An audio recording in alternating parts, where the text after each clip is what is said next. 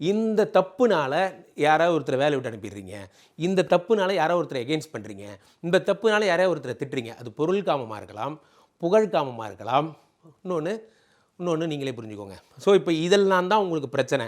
Over dose எதுவுமே உங்களுக்கு ஆகக்கூடாது, இயல்பாக இருக்கணும். இயல்பாக இருந்தீங்கன்னா உங்களை ஒன்றும் பண்ணாது.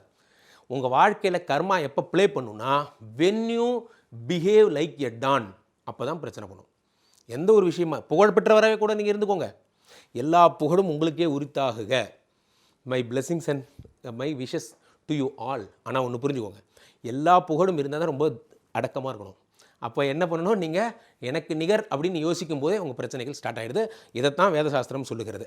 அதன் பொருட்டு நீங்கள் செய்யும் தவறுகள். நான் இனிமேல் அதை பண்ண மாட்டேன்னு சொல்லிடுவேன்ட்ட, என்ன சொல்கிறான் பார்ப்போம், நம்மகிட்ட ஒரு 4 தடவை கேட்கட்டும், அப்புறம் பேசலாம். இந்த எண்ணங்கள் எல்லாம் தான் சாபங்களாக மாறும். நீங்கள் அதை பண்ணவே கூடாது, பண்ணாதீங்க.